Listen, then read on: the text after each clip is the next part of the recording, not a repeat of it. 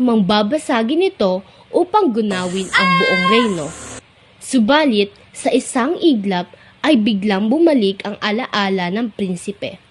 Agad ito humingi ng patawad kay Maria Blanca at nangakong hindi na muli magtataksil pa. On din, nalaman ni Haring Fernando ang lahat ng totoong nangyayari. Naguluhan ang hari sa nararapat na gawin kung kanino ipapakasal si Don Juan. Humingi ito ng tulong sa isang arsobispo o pari, pagkat si Prinsesa Leonora ay tumututol sa pag-iibigan ni na Maria. Hindi ito pwede sa akin si Don Juan. 7 taon ko siyang minahal at hinintay.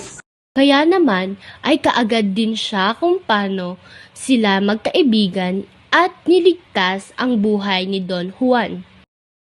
Higit na may karapatan, kay Don Juan ang nauna, si Prinsesa Leonora.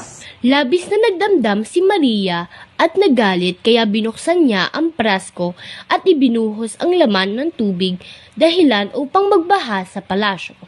Nakiusap si Don Juan kay Maria na pahintuin ang pagbaha at nangako itong hindi na makakalimot pa.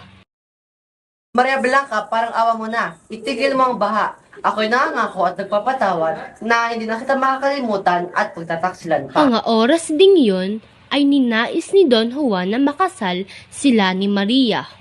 Ama, basta naisip ko pa pong ipakasal si Maria Blanca kaysa kay Prinsesa Leonora. Saknong 1,681 hanggang 1,672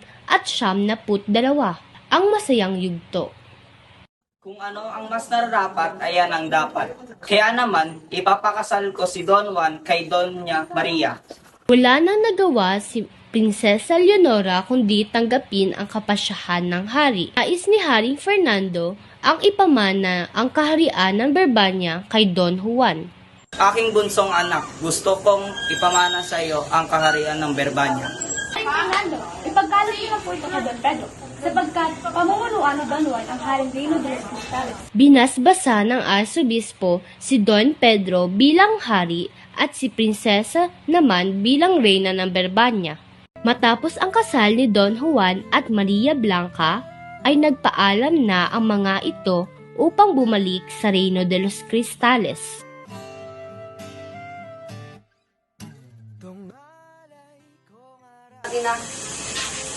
Paalam, Ama.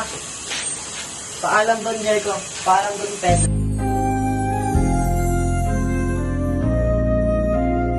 Ang hari at reyna ng Reino de los Cristales. Ipinagtaka ni Don Juan ang mabilis na pagdating nila sa Reino de los Cristales. Kung ang una nilang paglalakbay ay inabot ng 1 buwan, ngayon naman ay nakarating sila sa kaharian ng 1 oras lamang.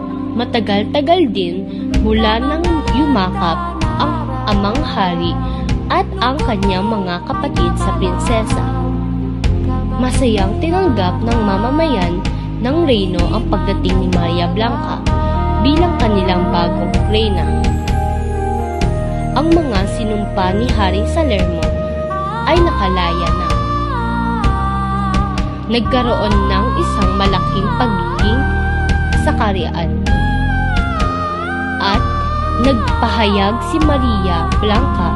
Mula ngayon, ako na ang reyna ng Reino de los Cristales, at ang aking asawa si Don Juan ang bagong hari ng kaharian. 9 na araw nagdiwang ang kaharian.